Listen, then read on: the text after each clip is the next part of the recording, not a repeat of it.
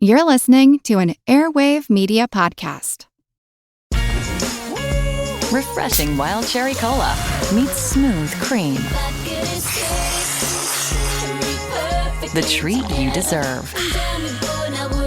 Pepsi Wild Cherry and Cream. Treat yourself. LifeLock, how can I help? The IRS said I filed my return, But I haven't. 1 in 4 tax-paying Americans has paid the price of identity fraud. What do I do? My refund, though. I'm freaking out. Don't worry, I can fix this. LifeLock fixes identity theft guaranteed and gets your money back with up to $3 million in coverage. I'm so relieved. No problem. I'll be with you every step of the way.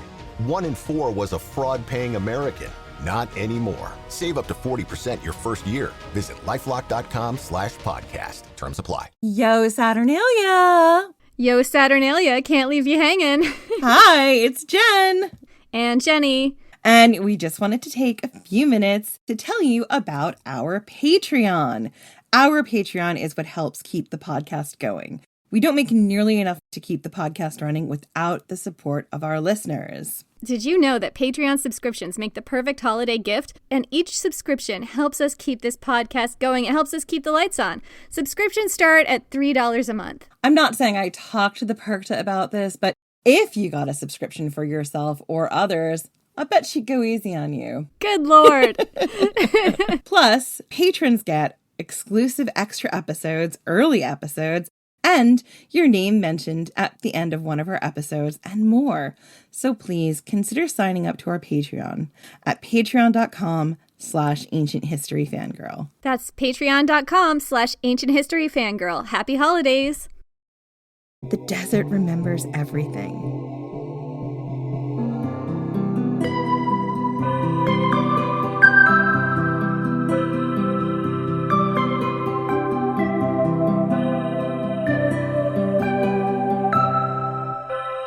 I'm Jenny Williamson. And I'm Jen McMenemy. And this is Ancient History Fangirl. This is potentially the last episode of this season, and it is wild. It's got all the hallmarks of everything you could want in the season. It's a culmination of everything except maybe eating of the rich, but I'm not sure. Maybe there was. It's all built to this. It's got a little bit of the elements of everything in it, and I love it. So let's dive right in. Imagine a desert spun out like a ribbon for over 1,500 miles along the Peruvian coastline, between the high Andes to the east and the vast Pacific Ocean to the west, a place of brilliant colors and contradictions and secrets. This is the driest desert in the world, drier than Antarctica. Astronauts use it to simulate conditions on Mars. This stretch of desert is also, according to some accounts, the oldest in the world. It's 150 million years old. I've seen different numbers on that. That's the oldest one I've seen. And if this one is true, that makes it older than the Sahara or the Sahel. There are 12 volcanoes in the Peruvian coastal desert, some of them still active. In some places, the sand and rock here has oxidized, coloring sand dunes and hillsides with striking streaks of red and crimson and beige. Today, the desert has several names, depending on where you are. To the north, it's the Sechura Desert. To the south, it's the Atacama, and it's a land of contradictions. In some parts of this desert, the average rainfall is something like 0.3 millimeters a year. Some areas don't see rain for 400 years at a time. Moisture is usually seen here only as fog that rises up from the sea. The coastline on the western edge of the desert is one of the most dramatic in the world, with incredible towering cliffs and stunning rock formations. And yet, the area is subject to intense flash floods, where sometimes decades of rain fall on the desert in a single day. The flash floods of the Peruvian coastal desert are some of the worst in the world. They've been known to wipe out entire towns.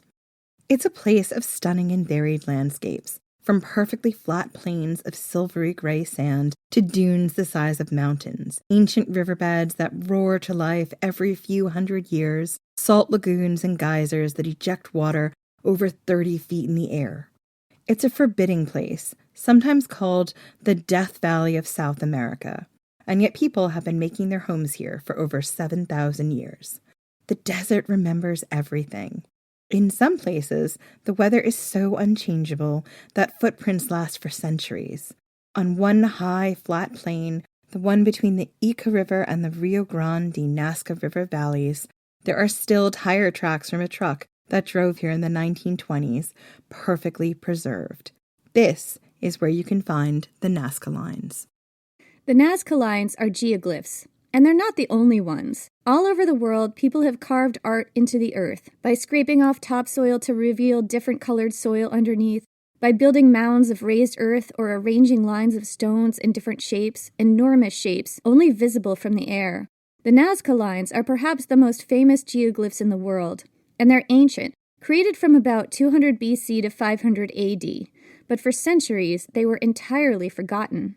In the 1500s, the Spanish conquistador Pedro Cieza de León traveled in what's now Peru and wrote several books about his travels. In them, he mentioned trail markers in his book The Chronicles of Peru, published in 1547. Later, in 1586, another Spaniard named Luis Monzon described seeing ancient ruins in the high Peruvian deserts.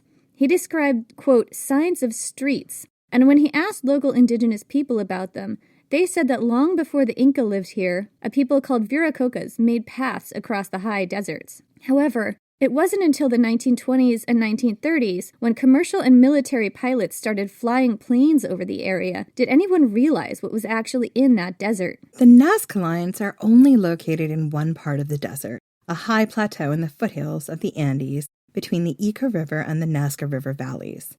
This is the homeland of an ancient people called the Nazca, who lived in the area from roughly 200 BC to 650 to 750 AD. The Nazca Lines date from roughly 200 BC to around 500 AD. The plain stretches over 50 miles in length, but most of the petroglyphs are found within a 19 square mile area. There are thousands, most of them pin straight lines stretching through the desert, some for over 30 miles. But there are also more than 70 animal and plant figures and 300 geometric designs, including broad roads and trapezoid shapes taking up entire plateaus. The Nazca Lines are stunningly made. There's a monkey with a spiraling tail, a hummingbird, a condor, a spider, a parrot, which kind of looks like a scorpion or something to me, but I don't know, apparently it's a parrot, a whale, a lizard, even a dog. The designs are geometric, stylized, and very sophisticated. Many are made from one single unbroken line. I mean, some are very sophisticated. There's also one that looks like a giant blob with hands, and that one is my favorite one. Jen, you've seen this one, right? It's like if they let you and me drink a lot of alcohol and then go out and make a Nazca line, that would be what it looked like. Jenny, I don't need to drink a lot not to be able to draw and make a Nazca line. Like, I have no artistic talent. I couldn't do this sober either. I also have no drawing talent. It's none at all. And I'm like, it's okay. Like, we don't have to be good at everything. Anyway, there are also long, dead straight trapezoidal strips. And there's narrower paths that are also long and eerily straight, not to mention abstract patterns like floral designs and stars.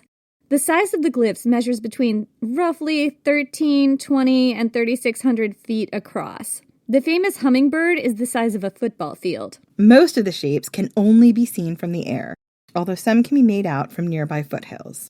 Up close, all you'll see of the Nazca Lines are narrow, shallow trenches, roughly only 4 to 6 inches deep, sometimes bordered with low lines of piled up stones. So Jenny, let's talk about how the Nazca Lines were made. People made the lines by removing the top layer of desert soil, composed mostly of reddish-brown, rust-covered pebbles, to reveal the yellowish-gray layer of soil beneath. These trenches may be miles long, but most are only a little more than 13 inches wide, although a few are as many as 6 feet wide in places. The way the lines were made and the unique environment of the desert has prevented the erosion of these lines for more than 2,000 years. The yellowish-gray sublayer has high levels of lime, which hardens in the mist that rises up from the sea, making it uniquely erosion-resistant. And the low walls of piled-up stones that border the lines, generally only a few inches tall, also protect against wind. One immediately obvious question you might have when considering how the Nazca Lines were made is this. How did they get those lines so straight? Many of the huge geoglyphs are made up of ramrod straight lines, some of which proceed across the desert for 30 miles, all perfectly straight. How did people do that? Archaeologists believe it was relatively simple. The artist could have drawn a string taut between 2 stakes and stretched it out across the desert, clearing away a path as they went along the route. Stakes have been found at the ends of some of the paths, which have been carbon dated to give a sense of the glyph's age. By some accounts, given the right tools, a small group of people could have made one of the larger figures in just 48 hours. Of course, the larger mystery is, why were these glyphs made? What purpose did they serve? One of the most prominent scholars studying the Nazca Lines was a German archaeologist named Maria Reike. She first visited the Nazca Lines in 1941 and made study of them her life's work. She built her own little shed in the desert and lived there for more than 40 years, with no electricity or running water. She lived like a woman obsessed, constantly mapping the lines, preserving them, and doing endless measurements and calculations to try to determine their meaning. She was known to physically chase off trespassers. When she died in 1998, her home was converted into a museum. There's a seminal study about how Reike was working on one of the lines in the desert near sunrise, sometime around the solstice or some other seasonally important time. I forget the exact date. This is one of those stories, John, where I read it somewhere and then went back to see where I could find it so I could do a quote, and I couldn't find it. So I'm like, okay, I think I remember these details. It's too vivid not to include, but I forget where I read it. Yeah, I have those a lot of the time. I frequently am like, did I dream this? Is it a fever dream? Like, what are we doing here? But it must be true. Or am I just now dreaming of the Nazca Lines? I might have dreamed it. Exactly. So anyway, according to the lore, she was working on one of these lines. It was like dawn, almost dawn, and she looked up to realize that the sun was rising far across the desert, directly in the path of the line, the very line that she was studying. And it must have been an incredible goosebump-inducing moment. I can only imagine what it must have felt like to see the sunrise high up in the desert at the end of this ancient line and feel like you were understanding something about the ancients that had been lost for 2,000 years. Reiki came to believe that the Nazca Lines were an immense celestial calendar carved over 19 square miles of nearly flat desert, designed to help their builders keep track of the seasons for purposes of agriculture and religious ritual. Others have built on her work, finding alignments with specific astronomical events, like the solstices or equinoxes, and associating the shapes with constellations.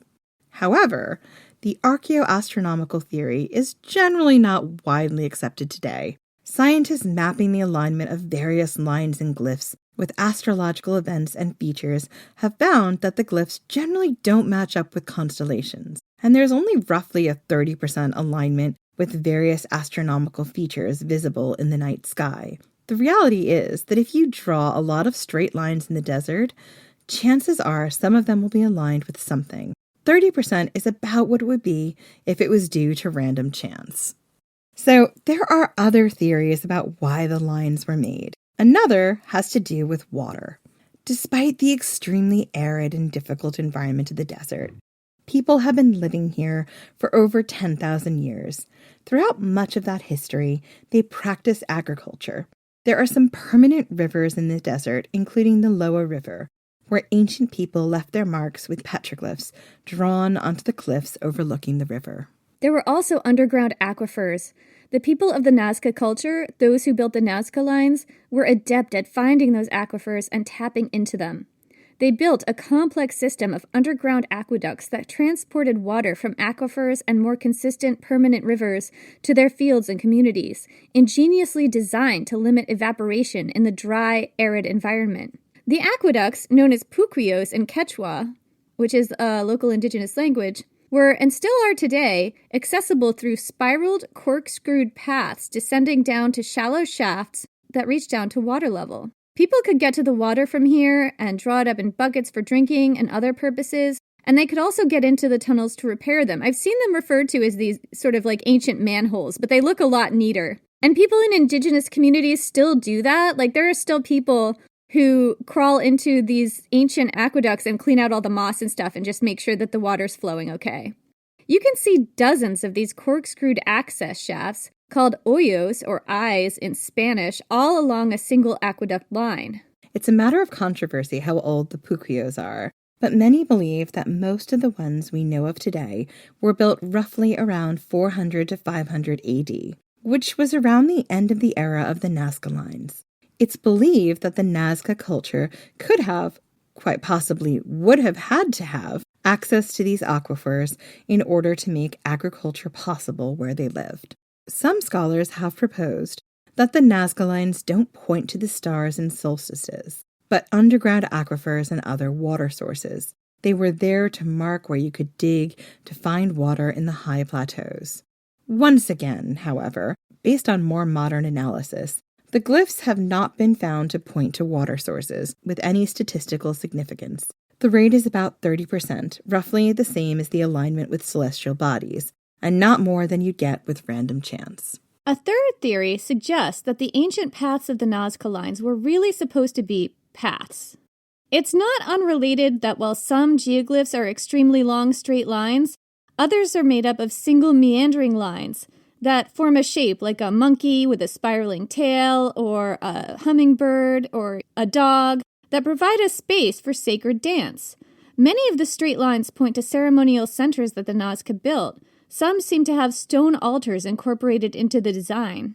Anthropologists and historians have studied how geoglyphs were used in other cultures and in other places, mostly in more recent times, but also in the past as well. They found that other peoples in other cultures dance along the lines of their geoglyphs as a sort of communion or communication with the gods. So that's one theory today that's a bit more favored, that the geoglyphs were used in sacred ritual dances and their lines were ritual pathways. So, there have been some new discoveries with regard to the Nazca Lines. There are, as we said, thousands of Nazca Lines, and new ones are discovered all the time. In 2011, a new glyph was discovered, and I absolutely love this one. I've seen it described as several different people, one of them sticking out his or her tongue, but to me it looks like a giant millipede. Like, it's hard to tell what you're looking at. I love it. Or they got someone like me to do it. They got one of us drunk and put us up there and said, go make us a spider, and this is what we came up with. A millipede spider, which is amazing. A millipede tongue-out spider. It's incredible. I love it. Oh my god, that is exactly what I'd make.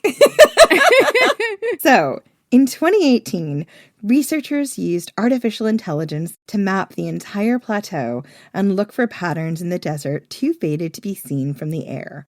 What they found was incredible. Dozens of brand new geoglyphs that had never been seen before. These new geoglyphs were significantly different than the classical Nazca Lines.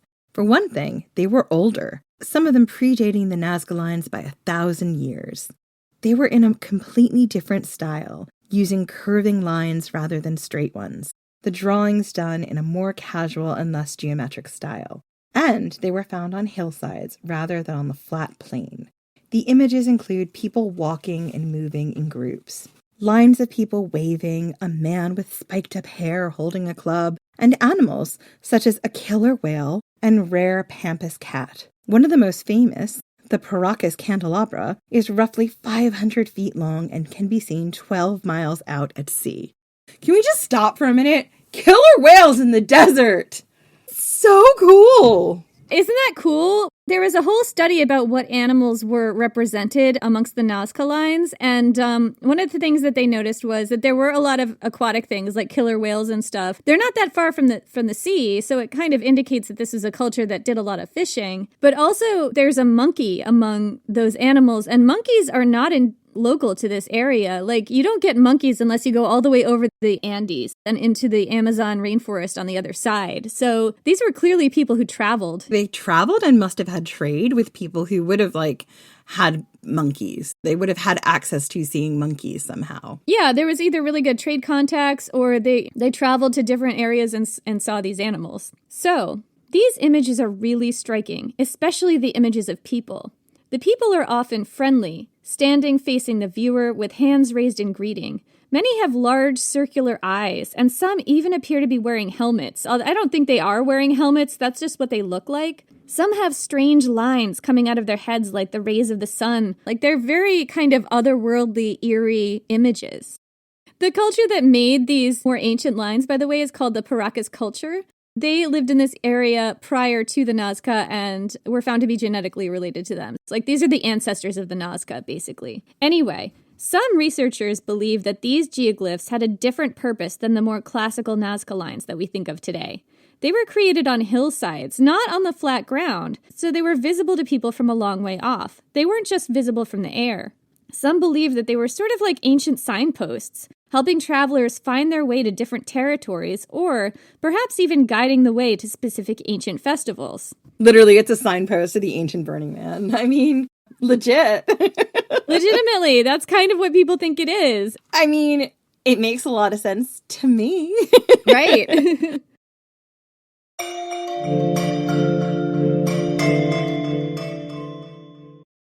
Is there a baby in your life who's about to start solid foods? This can be such a confusing and stressful time. As a mom of 7, I really struggled with spoon feeding my oldest baby. But once I realized that babies can safely feed themselves real, wholesome foods using the principles of baby-led weaning, feeding the rest of my babies became an actually enjoyable experience instead of something that I used to dread.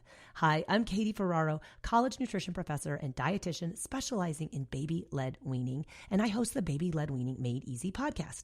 Each week, we cover evidence-based, safe infant feeding practices for parents and caregivers of babies who are 6 to 12 months of age. So, if you're confused by all the conflicting info you hear about starting solid foods, or you want easy, actionable tips on how to safely prep food for your baby, or introduce allergenic foods, or figure out when to drop a milk feed, we cover all that and more, plus interviews with the world's leading feeding experts in 2 new episodes each week. Search Baby-Led Weaning wherever you listen to podcasts, and happy feeding.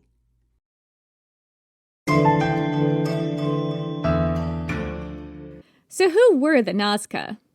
And I think that's the question that you need to answer if you really want to understand what the Nazca Lines mean. Like, who were the Nazca and what were they experiencing and going through during this time when they were making these lines? So, if anywhere on Earth is haunted, it's the deserts of Peru. There are parts of this desert where fossilized whale corpses lie spread on their backs with fins outstretched for miles and miles, as if making snow angels in the sand. They've lain here undisturbed for millions of years. There are parts of this desert where the sand is stippled with pieces of twisting black and green glass, the remains of a comet strike 12,000 years ago. There are parts of this desert on the Nazca Plateau where up to 6,000 shallow, human-sized holes march up a hill for almost a mile in a tightly packed band up to 60 feet wide.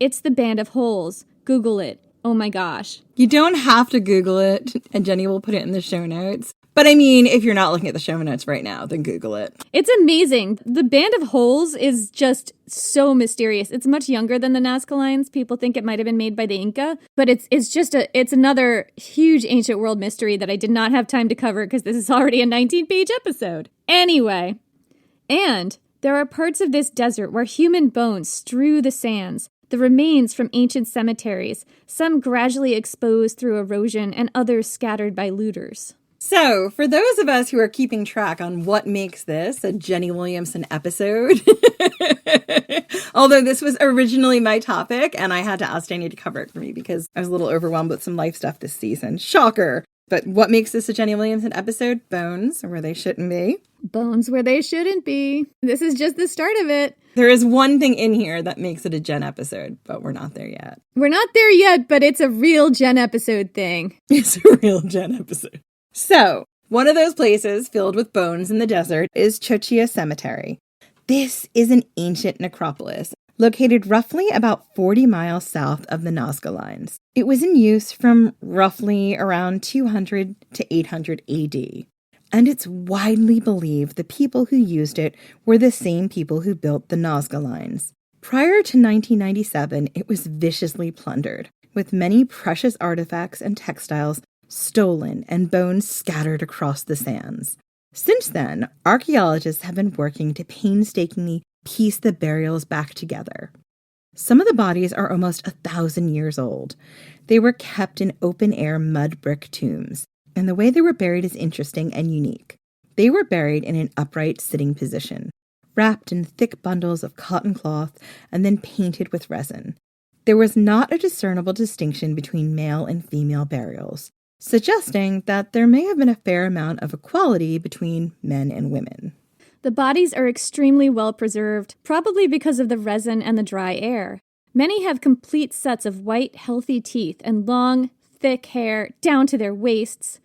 So much hair. Anyway, there's an eerie site nearby where desiccated logs stick out of the desert amidst tumble-down stone walls. It's believed that this is where the Nazca people laid out their corpses before burial to dry them. So it's basically a charnel house.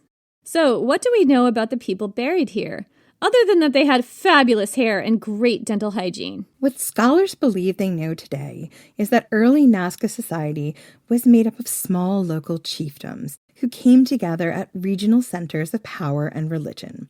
They were not an urban society. They lived in small rural settlements in steep-sided valleys. They often built their homes on flattened terraces dug out of steep hillsides. This reminds me of Göbekli Tepe and also Skara Brae.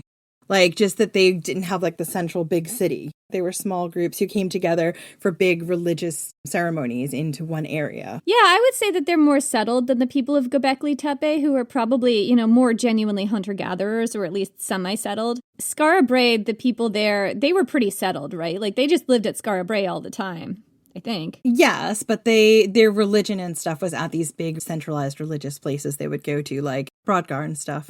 So they would meet with other people in a certain place for religious functions. Yeah, I think Skara Brae was a bit more settled and also older and a very different climate, but near the sea. It's just that idea of small families and chieftains and then going in for the big centralized religious festivals is such an interesting contrast to places like Cahokia and Teotihuacan. Yeah, totally.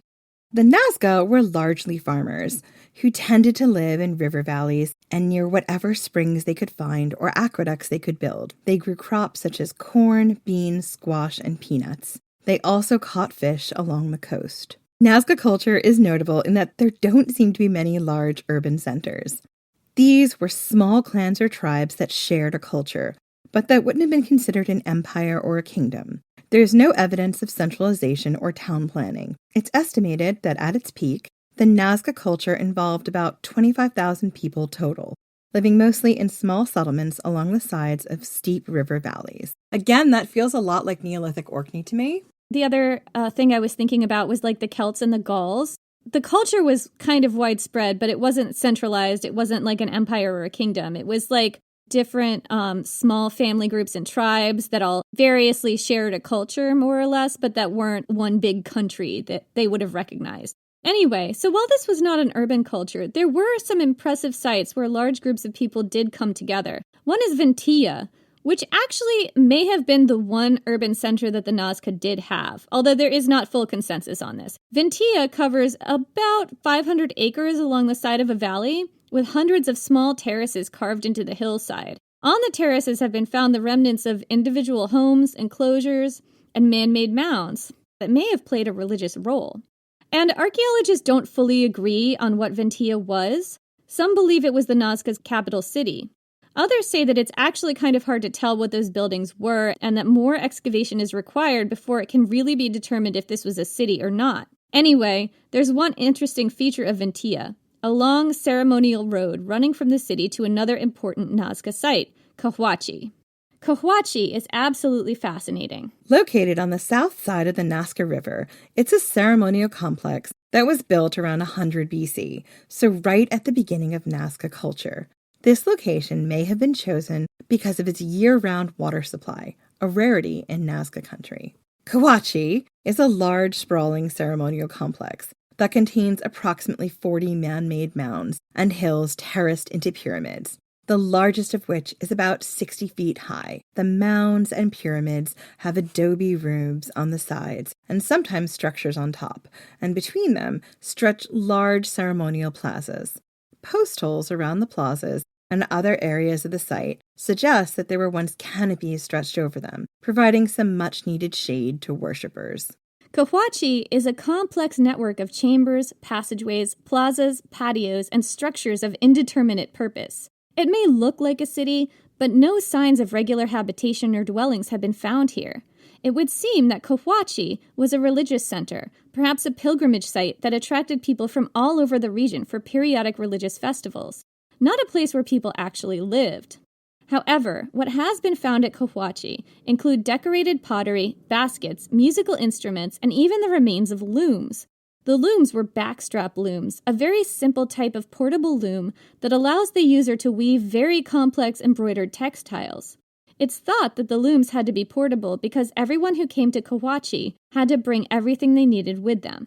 We've also found remains of animals at Kawachi, including llamas and guinea pigs. The guinea pigs had broken necks, and their remains seem to have been slit open and maybe disemboweled, suggesting a kind of divination practiced here. You know what that reminds me of is like divination stuff that the Romans did when they disemboweled a chicken and decided that the gods were like talking to them through its liver or something. I just need to do more study of this type of divination because it's wild. To me, that kind of stuff is absolutely fascinating, that sort of study of divination and this belief in sort of signs, importance, and how we can communicate with the world beyond the world.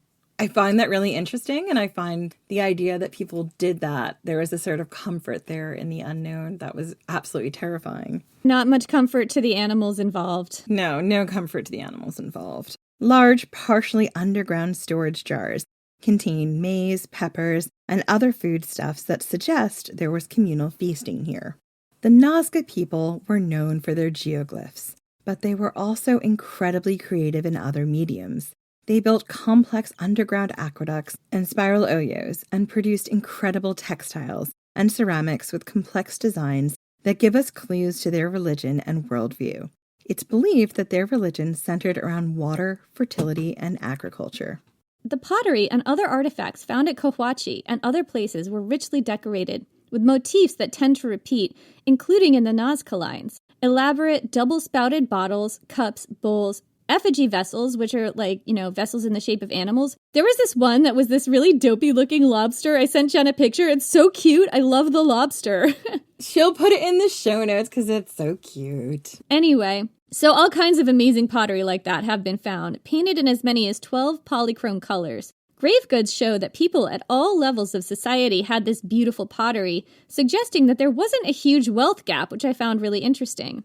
Based on chemical analysis, it's been found that pottery found all over Nazca territory was produced at Kawachi, so it must have had workshops where people were producing pottery that went all over. The Nazca didn't have writing. It's believed that their imagery and iconography was a type of visual communication. Motifs found on artifacts are categorized by scholars as humanoid and animal mythical beings, including the mythical killer whale, spotted cat, feline man, rayed face, horrible bird, and the anthropomorphic mythical being. I feel like I want to see a feline woman, and that would be Ancient Jenny. So I just love the horrible bird. I looked up some of these, and it was a little bit hard to tell what they were sometimes. Like, the imagery could be esoteric, I guess, if you don't spend a lot of time looking at it, but still really stylized and interesting. Yeah. The anthropomorphic mythical being is a really cool one. It's kind of a humanoid figure wearing a mask over its mouth, sometimes sticking out its tongue. In fact, that weird sort of millipede figure discovered amongst the Nazca Lines, with its tongue sticking out, looks like kind of an anthropomorphic mythical being. Yeah, it's kind of like if I got drunk and tried to make an anthropomorphic mythical being in the sand. Like, that's about what it would look like. And to be clear, no one else is saying that that's what that glyph is supposed to be. That it just looks like it to me. Like, to me, it looks like basically anything but what people tell me it's supposed to be, which is several people in a group. But what the hell do I know? I'm not a historian. Another motif that we see appearing again and again in Nazca pottery and textiles is severed heads everywhere. You can see the horrible bird. I love it that there's an animal called the horrible bird. I don't know what makes this bird so horrible. Wait, actually, yes, I do. This is why. You can see the horrible bird and other figures eating severed heads on pottery and in textiles. The anthropomorphic mythical being is frequently carrying a severed head or with severed heads attached to its belt or cape. They're even in the Nazca Lines. In 2011, researchers also found what they described as a scene of decapitation.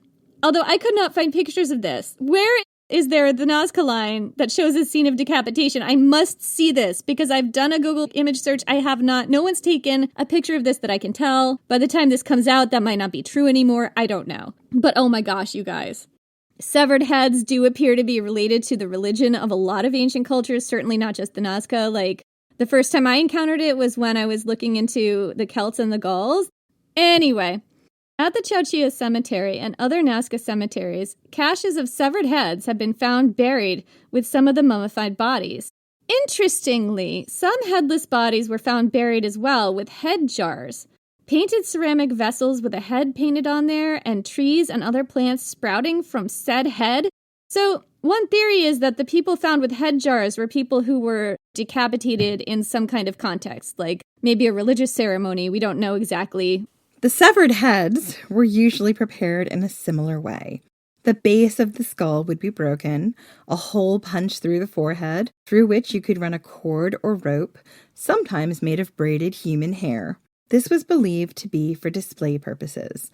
The tongue was also commonly removed and kept in a separate pouch. And this totally reminds me of, like, the Gauls who had severed heads hanging from they hung them in the rafters of their houses and then took them down and told their stories with much pride and joy to visitors, whoever came to visit. I mean, Cahokia, the guy with the nipples, the severed head nipples. One of the sons of Redhorn had severed heads for nipples. Who says severed heads aren't fun? The person who lost their head. Well, that person, yeah. I mean, realistically. So, more than 100 severed heads have been discovered in Nazca sites and burials. Some of them were mummified, with lots of soft tissue preserved. On those specimens, the mouth was usually pinned closed, with thorns or pins running through the lips. When these were first discovered, archaeologists referred to these as trophy heads, and it was believed that they were trophies taken in war. The severed heads often appeared in the context of images and depictions of warfare on the pottery. However, more recent analysis suggests that the people whose heads these were came from the same area as the people taking the heads. So these were locals, leading to the more modern theory that these were local human sacrifices from within the community. Chemical analysis of the hair of 22 individuals in Nazca graves, 4 of which were trophy heads, have yielded some interesting results. The heads were 2 adult men, 1 adult woman, and 1 child, sex unknown. The woman was found to have chewed coca leaves before being decapitated. The chemically active ingredient here is a very raw form of cocaine, which serves as a mild stimulant that can also suppress pain, exhaustion, hunger, and thirst. People still chew coca leaves in South America today. The child was found to have high levels of mescaline in its hair, suggesting the child had, before its death, consumed a cactus with psychedelic properties that has been used in indigenous ceremonies in cultures throughout South America. The Spanish called the cactus San Pedro, after St. Peter, who holds the keys to heaven. In Quechua, the indigenous language of Peru, its name is Huachuma. It translates to removing the head.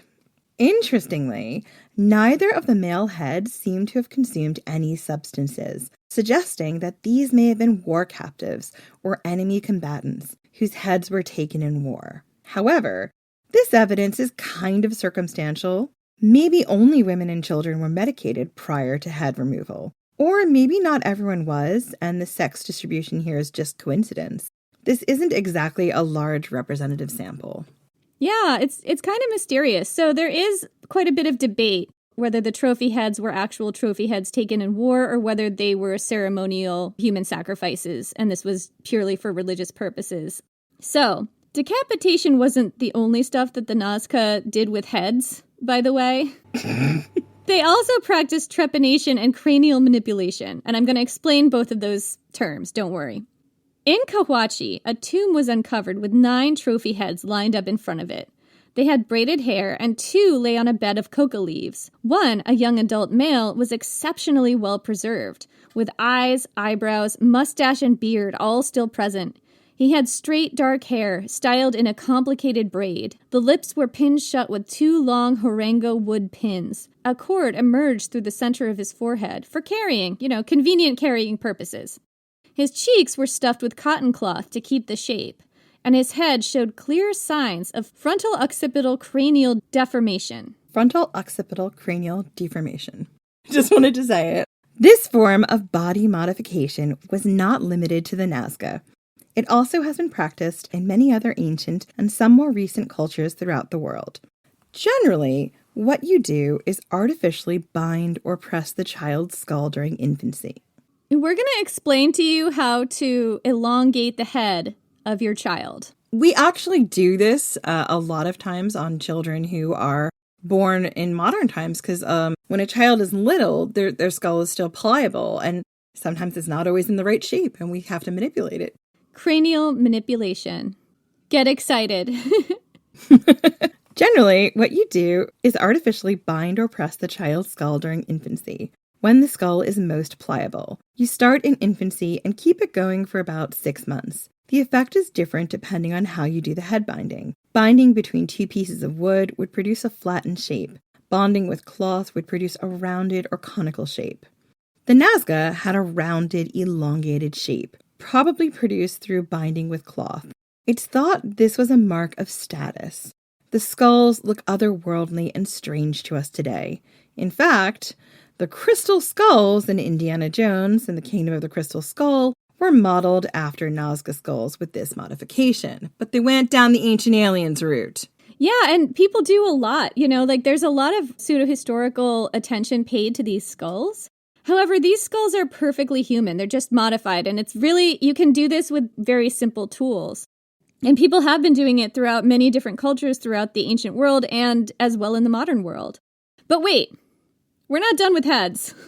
So that's cranial manipulation, but the Nazca also practiced trepanation. This is a practice where a hole is drilled into the skull, generally while the person is still alive. While this may have been done for ritual purposes, it was also a form of early brain surgery that may have been done to relieve seizures, chronic headaches, mental illness, and swelling in the brain due to head injuries. Trepanation was not just limited to the Nazca. It was widely practiced among indigenous people throughout Peru. And I would say that, other places in the world as well, including other places in South America. Oh, yeah. So many other places did it. It's not just in Peru that this was done, although people in Peru were really specifically good at it. In fact, studies have found that you were more than twice as likely to survive if you were trepanned by an ancient Nazca neurosurgeon than if the job was done by a surgeon in the American Civil War, because they also did trepanning in the U.S. Civil War. People did this surprisingly recently. Yeah, do they still do trepanning? Maybe. It seems like something that you might have to do to relieve something like pressure or something on the brain. Yeah, I haven't done a deep dive of the modern medical applications of trepanning, but possibly, I don't know. So the survival rate was roughly 80% among some Nazca communities, and only about 50% at American Civil War hospitals, which it's kind of an unfair comparison in some ways because you're also talking about war hospitals versus... Look, all I'm saying is that if you have to choose between being trepanned by a Nazca neurosurgeon and a U.S. Civil War neurosurgeon, go with the Nazca one. Always, every time. Always. And that's one of those clear-cut health decisions that you don't have to question. No, not at all. I'm just also saying, what was it like on the Nazca battlefront lines doing this kind of stuff? Well, I don't think this is excluding that, Jen, Yes, but we are only looking at the surgery being done during war hospitals, which is... in the U.S. during a real dark, gross time, particularly bloody and intense and unsanitary time. Well, yeah, there's a lot of different reasons why you could compare those two times and why there'd be more of a reason you would die having this done to you in the U.S. Civil War. And I haven't done a huge deep dive into Civil War medicine, but I actually kind of want to now. I'm just too interested in history, and gory history specifically. Our listeners are here for it. So... how did the Nazca end? What happened to them? Yeah, and why did they stop making their lines? And what does this have to do with the meaning of the lines? So many questions packed into this giant section. Yeah. The Paracas culture, ancestors of the Nazca, lived on the high desert plains from roughly 1200 BC to around 100 BC. They also practiced trepanation. Decapitated heads figure prominently in their art and iconography.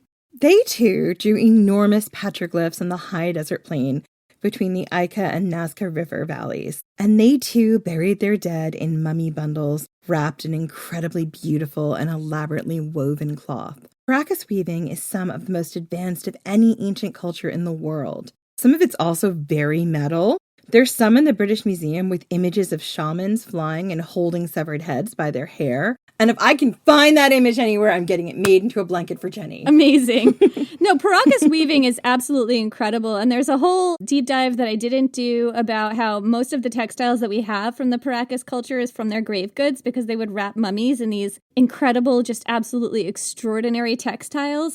But then a lot of those graves were looted. And these are thousands of years old, right? there have been a lot of them that have been stolen, essentially, and had to be retrieved or recovered. Sounds an awful lot like some of the darker areas of the antiquities trade today. Yeah.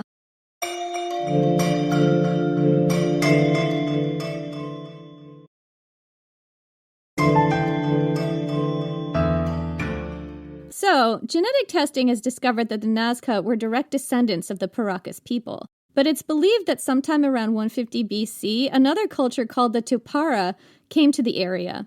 It's not clear if they were seen as invaders, friendly new neighbors, or perhaps both at different times, but some archaeologists believe that it was the mixing of these two cultures that gave rise to the Nazca culture. So, the Paracas culture evolved into the Nazca culture, and they lived in the high valleys starting around 100 BC. But by 500 AD, they had started to decline. In just another 100 to 150 years, they seem to have disappeared entirely. Why? So one possible answer to this can be found at Cahuachi. And I saw this in a documentary on PBS called Nazca Desert Mystery, which really distilled a lot of the latest research with regard to the end of the Nazca. In that documentary, archaeologists discussed a recent excavation of one of the broad, wide plazas at Cahuachi. That plaza was covered with a deep layer of alluvial soil deposited after a flood, roughly around 400 AD. In that soil, archaeologists found the corpse of a boy who had probably drowned. And it wasn't the only flood. Archaeology has uncovered evidence for several consecutive flood events, followed by an earthquake that destroyed part of Cahuachi. Could all these successive natural disasters have caused the downfall of the Nazca? The Peruvian coastal desert is the driest in the world, but it's also prone to periodic heavy flooding due to El Niño weather patterns. These days, a large, extremely damaging flood occurs here once every 2 to 7 years. In 2017, a devastating rainstorm wiped out several villages in Peru and killed 80 people. Climate change and deforestation have made the floods worse and more frequent. So the theory is that sometime between 400 and 500 AD, the Nazca experienced one extremely devastating El Niño mega flood event, or perhaps several successive ones. Cahuachi was buried in mudslides and brought to its knees by earthquakes. And after the floods came the droughts. The aquifers dried up, the rain refused to come, the crops dried out in the fields. All of this had to have an effect on the relationship that the Nazca had with their gods. And it would seem that that's true. The evidence is in the way the Nazca Lines changed. Different geoglyphs and patterns appeared at different times. During the later Nazca period, people seem to have stopped making the elaborate animals and plants and started making long, thin trapezoids that sometimes took up entire plateaus. Archaeologists have found stone-built platform altars at the ends of some of these, suggesting a new type of ritual space. People left offerings on these altars, including seashells, vegetables, and plants, and semi-precious stones. According to this PBS documentary, the change in the Nazca Lines indicates a seismic shift in the way the Nazca conducted their rituals. New studies suggest that the long trapezoids point to mountains, specific mountains, where rainstorms would come from in the summer months. Geophysical imaging suggests that there were man-made aqueducts built under a number of these trapezoids. Some research suggests that the Nazcas themselves degraded their own environment. In 2009, there were a spate of headlines about how the Nazca created their own demise, quote unquote. But you have to be careful with headlines like this, because this is a trope, and we've talked about it a lot this season. With the Nazca, yes, it does seem to be true that they may have been doing some things around this time that did hasten the effects of climate change that was already happening. But this may not have been entirely their fault. This is a story of colonization. Sometime around the 500s AD, a culture called the Wari began to rise in prominence. The Wari were a highland people living in the Andes, and they were empire builders. They were kind of the precursors to the Inca.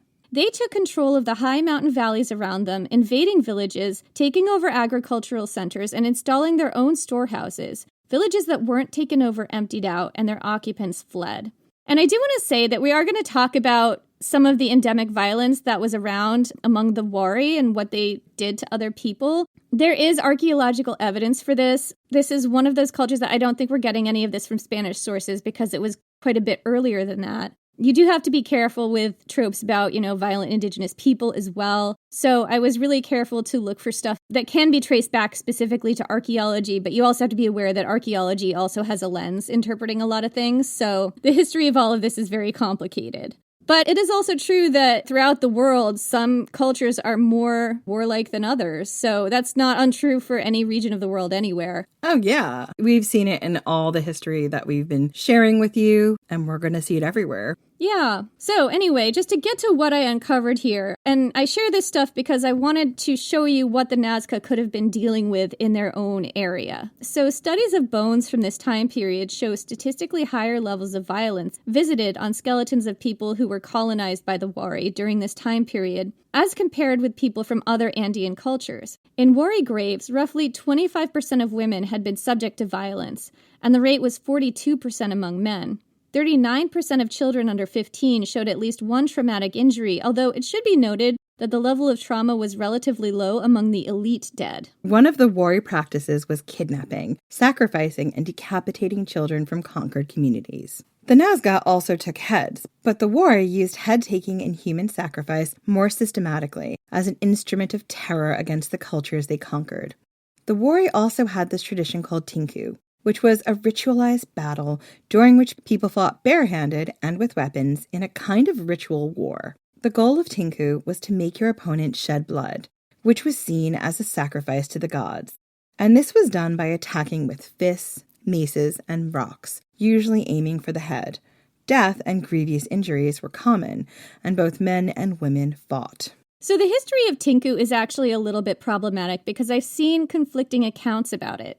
The Wari were not the only people doing this during this time, and the Wari were not the only people doing head-taking and human sacrifice. It's just that they really intensified traditions that were already there.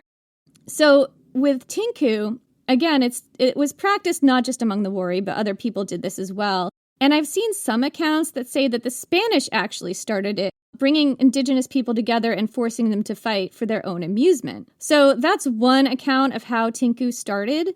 But other accounts say that it goes back to pre-colonial times, including among the Wari, and the archaeological evidence does kind of support this version, at least among the Wari. In one study of skeletons across several different Wari towns, almost every adult skeleton had experienced at least one serious head wound. And that's kind of like a thing in tinku where you're supposed to attack the head. These wounds could have been gotten in other ways as well, but the fact that there are so many prevalent head wounds kind of backs it up a little bit, at least. I mean, tough to know, right? Yeah, there's so much here that's up for interpretation. Yeah, and I mean, it's not the first time we've seen this kind of ritualized battle. We see it all the way back in places like the Iliad, right, in Western culture. We see it with gladiators. I could absolutely believe the Spanish brought it over. I could also believe it's much older. Or that maybe the Spanish did something with an existing tradition. Absolutely. Yeah, that wouldn't surprise me in any way, shape, or form. Right, like they could both be true, these two accounts. Yeah.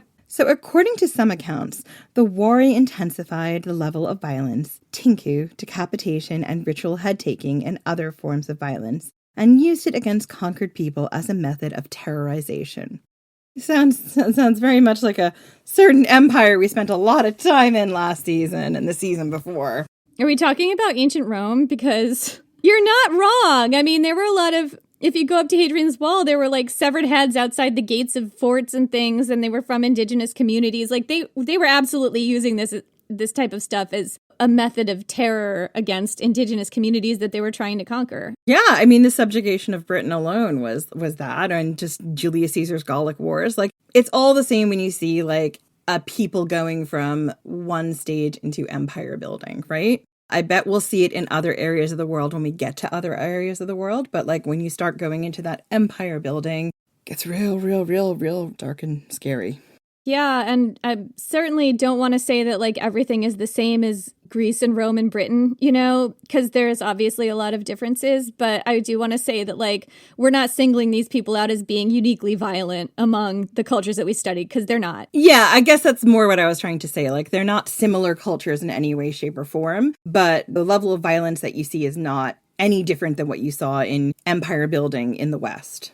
So according to Jacqueline Elaine Meager, author of Violence and Trauma in the Wari Heartland, quote, It seems to have been impossible to age without experiencing at least one injury.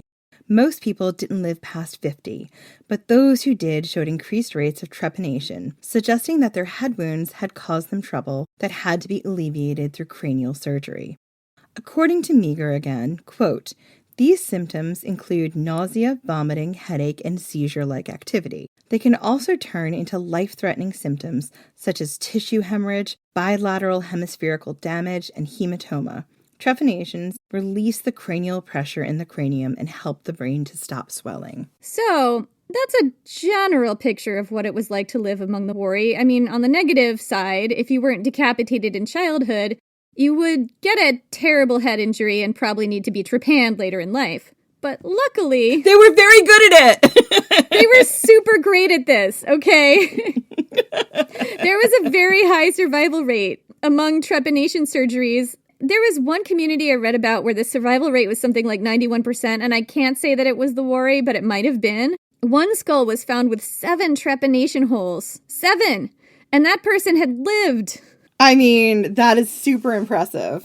They were good at brain surgery. The Wari also had great textiles. And they were, interestingly, the Wari were the first, as far as I know, to use the quipu, which were, I don't know if you've ever seen these, Jen. They're elaborate records of knots in string that were used to keep track of taxes and tribute. This was basically a writing system that the Inca were known for, but they got it from the Wari. And that's a cool thing. I might do a deep dive on the quipu at some point. So anyway, the Wari dominated their highland neighbors, gave everyone horrible chronic headaches, made great textiles, and then turned their attention toward the lowlands, specifically to the lowland deserts. According to one theory, they coveted the lands of the Nazca because their homeland, with its carefully irrigated fields, was the perfect place to grow cotton. The Wari couldn't grow cotton in the highlands. The conditions weren't right. But they needed cotton to produce their fabulous textiles. And down in the foothills, the Nazca lived in a place that was perfect for it. Studies suggest that the plateau where the Nazca lived was not always a barren, arid desert. Pollen samples in desert cores suggest that once the area was home to a vast woodland of Huarango trees, incredible, slow-growing trees that produce edible seed pods that taste like nougat. Huarango trees are long-lived and slow-growing and have the effect of anchoring soil to reduce the severity of floods. Their seeds are also a great supplemental food source. Today, there's only a remnant left of an ancient Nazca forest, the Usaka Forest, sunk into the desert in a narrow valley 6 miles long and only a few dozen feet wide. Studies show that this forest is an ancient relic, the remains of a much larger one that covered maybe as much as 97% more area, and that forest is currently under threat due to illegal logging. According to those pollen studies, around the time the Wari came down from the mountains, the forest started to disappear, and they were replaced with cotton plants. This is where all these headlines came from, by the way, about how the Nazca created their own demise by cutting down their slow-growing, old-growth trees to plant cotton. But archaeology shows that around this time, the Wari had come to this area, and a newer theory suggests that the Wari pushed or coerced the Nazca into cutting down their woodlands to grow cotton, taxing their environment in ways they never had before. The trees retained water from the mist that rose up from the sea. They provided habitat for animals that could be hunted, and they also provided their seed pods, a rich source of nutrition for the Nazca. With all that gone, the land was drier, not as fertile, and much more subject to floods. I don't know. I'm not sure I would want to take the Wari on. They're like, cut your trees down and we're not gonna sever your heads. I might be like, okay, the trees can go. It's okay. You can fine, have the trees. Yeah, can we keep half and you keep half? No, all right, fine. No, forget we said it. I mean, yeah, it's a real lose-lose for the Nazca, right? That's the picture I'm painting here. Yeah, and I think it's really important when you read those headlines that you look at the other factors that were also happening, because those articles are all clickbaity. They want your eyes on it and they want a talking point, but they don't always give you the complexity around it. And they might not know, they might not have that whole picture. It takes time for this stuff to emerge. Absolutely. And something that emerged 2 years ago, now you might have something totally different, 2 years later, because that's how fast things move. So, what makes the great El Niño floods of this region so deadly isn't necessarily the sheer volume of water, although that's also a factor. It's the fact that the rain is falling on so much sand, not stabilized by any trees or plants. This creates devastating mudslides that can bury whole towns, as happened several times at Kawachi. Nazca culture was not free from violence before the floods, or droughts, or the Wari. Depictions of war scenes and decapitations appear on its pottery, stretching back to the Paracas culture before it. But during the latest periods of its history, after 500 AD, depictions of violence in Nazca art increased greatly. According to David Proul, in a paper titled Nazca Headhunting and the Ritual Use of Trophy Heads, quote, in the later Nazca phases, 5 through 7, there is a major increase in depictions of warriors associated with trophy heads, battle scenes, and heads being held by elaborately dressed secular leaders. Brown, Silverman, and Garcia have suggested that, quote within the quote, in contrast to early Nazca times when only supernaturals and ritualists are shown in association with trophy heads, late Nazca iconography suggests that the prestige of the leaders of late Nazca society was enhanced by successful headhunting. It seems pretty clear that violence intensified in Nazca society sometime after 500 AD. Was this internal conflict due to diminishing resources? Or was the violence being visited on them by the Wari? Or maybe it was both. Yeah, I mean, again, when we see the fall of Teotihuacan, one of the theories that was there was outside people and inside unrest. And then when you get that together, no matter how strong your society is, like the cracks are going to really show. Yeah. So, were the Wari visiting an increased level of violence on the Nazca? Is that what their pottery is depicting during this time? It's one interpretation you could have. Yeah, so the Nazca were facing, quite possibly, colonization from a stronger, more warlike culture. And they were also facing climate change. Really extreme climate change. And there's one more angle to look at this from, because one thing Jen is absolutely going to ask, and she did ask me this as I was doing this episode, and that question is, did a volcano do it?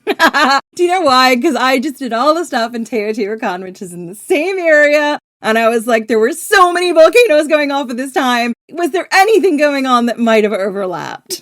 There's not the same area at all, but like the same side of the planet, I guess. Okay, in the same side of the world, but also, as I have told you many times, when a volcano goes off, it's not about the lava or the pyroclastic flow, although those are very, very important. It's about the lasting impacts on the climate and the air that can change everything. So, Jen, what would you consider, just off the top of your head, to be the worst year in recorded human history? Are we talking about 2020? I knew you were going to be one of us who's going to bring up 2020. I mean... Are we talking about the year of the Spanish influenza? Are we talking the year without summer, the Black Death? All of those, you know, like... There's so many. The eruption of Thera, Yellowstone supervolcano that happened in the past and will happen in the future. So according to some historians, the worst year in recorded human history was 536 AD. They really went to a lot of effort to quantify this. Obviously, this is subjective. But according to the science and ancient records, a bunch of weird stuff was happening during this time. The sun disappeared, the seasons went all jumbled, crops failed, and this happened on a global scale. It would seem that the whole world was plunged into volcanic winter. Volcanic winter. See, this is what I'm telling you. Doesn't matter where it goes off. If it's bad enough, it's going to impact everywhere. Sorry, I sound like such a fangirl, but I'm really not. I'm terrified. I know. Same. You know, you asked me this question when I was doing this. You were like, oh, I wonder if the same volcano that caused the downfall of Teotihuacan had anything to do with the Nazca Lines in Peru and all that climate change. And I was like, oh, let me look into that. And then I really uncovered a rabbit hole. And I'm just going to give you a little bit of this just to give you the general sense, because this deserves its own episode, which we will probably get to at some point. Yeah, because I want to do a whole season about natural disasters in the ancient world, and particularly there'll be volcanoes. Anyway, one thing that happened was spooky changes to the sun. Yeah, this always happens. In 536 AD, Procopius, a Roman historian, described how the sun, quote, gave forth its light without brightness, and it seemed exceedingly like the sun in eclipse, for the beams it shed were not clear, end quote. That's super common in a volcanic winter. 2 years later, the Roman chronicler Cassiodorus described a weak sun that shone a bluish color, giving off little if any heat. At noon, no one's shadow could be seen on the ground. The seasons seemed all jumbled up together. Frost covered the ground during harvest time, and the wine went bad. The people suffered from widespread famine, and then the plague of Justinian started. Sorry,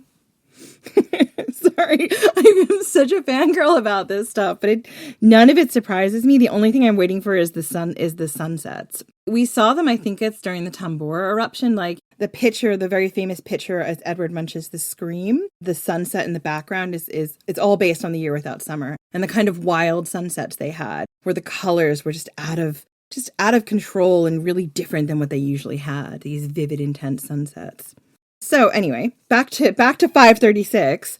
In China, snow fell during the summer. Crops failed everywhere, and a thick, fine dust fell throughout the land. People were scooping it up in handfuls. In Ireland, crops failed over a period of years. Their annals called it, quote, a failure of bread. A dense, dry fog swept the Middle East and Europe. This extreme weather event had catastrophic effects around the globe. A cooling period known as the Late Antique Little Ice Age kicked off from here, lasting until the 7th century, so lasted hundreds of years, during which time the global temperature dropped about 3.6 degrees Fahrenheit, and it caused plague, drought, widespread famine, and suffering around the world. It also caused a lot of social upheaval. Some credit this event with the downfall of Rome, the collapse of the Sassanid Empire, and the fall of Teotihuacan. Because the Americas were affected too. The great city of Teotihuacan was burned and sacked and its rich devoured around this time. In Peru, the downfall of the Moche people is documented around this time as well. They suffered intense flash floods and mudslides, followed by 30 years of drought. They were the Nazca's neighbors. The volcanic eruption that it made this happen, is a little hard to pinpoint. We've seen some scientists say that it could have been multiple volcanoes erupting in quick succession. One of the culprits is believed to be Ilopango, a volcano in El Salvador that erupted several times, possibly in the 400s and 500s AD. It's the same volcano that may have caused the collapse of Teotihuacan. We talked about it in that episode. We did, and there was a few.